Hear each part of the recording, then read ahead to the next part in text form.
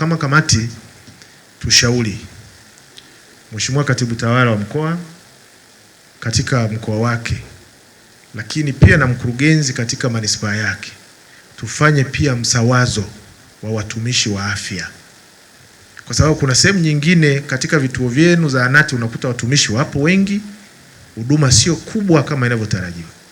Lakini sawa na hapo, tunapokuwa tunafanya huduma hiyo kuna mahitaji, lakini mahitaji sio makubwa kama hiyo hospitali ya manispaa. Kwa hiyo tufanye msawazo mzuri ili kwanza wale tulionao tuwatumie vizuri, na wakati huo wizara ikiendelea kupambana kuleta watumishi wengine. Mimi naamini kwa mkurugenzi ndani ya manispaa, lakini katibu tawala wetu ndani ya mkoa wetu wanaweza wakatuzibia magepu kama 2 matatu, wakati huo na juhudi za wizara zinaendelea.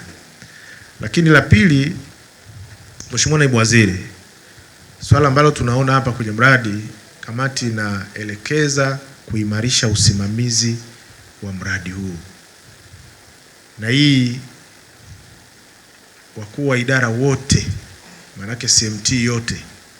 Hapa tunapoongelea hatuongelei mkurugenzi, tunaongelea wakuu wa idara wote. Hata yule anayeshauri kwamba hili sio eneo la afya, lakini yeye ni mjumbe wa Council Management Team, mna wajibu wa kuhakikisha kwamba wote mmeshirikiana na mkurugenzi kuimarisha usimamizi. Kwa hiyo kila mmoja atekeleze majukumu yake, na kunapokuwa na changamoto mcommunicate wenyewe ili kumsaidia mkurugenzi kusimamia hiyo miradi yote aliyosema, sio karibu 100 na kitu. Lakini maelekezo ya tatu ni kuzingatia BOQ. Mheshimiwa Naibu Waziri, hapa unaona wajumbe wanakaa wanasema treated not treated. Sasa mimi naamini tukizingatia BOQ, maelezo yote yako mle. Mimi najua mnazingatia, lakini kuna sehemu nyingine unaweza ukashangaa tunapigwa chenga kidogo.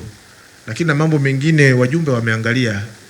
Ukiangalia level za kule, hizo beam jinsi zilivyo, nafikiri itakuwa ni pressure ya ujenzi, lakini bado kwa sababu haya majengo tumekuta katika hatua ile, tunayo nafasi ya kurectify yale mapungufu yote yakarudi kwenye ubora.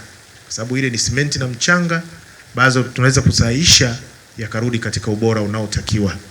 Na sisi Mheshimiwa Naibu Waziri, tungependa kamati tulipopita nyuma, akija kiongozi yote wa kitaifa, sasa asikute tena mradi una mapungufu yale.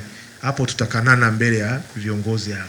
Kwa hiyo tunaamini tunayo rumu ya kusahihisha yale makosa au mapungufu ambayo yameonekana.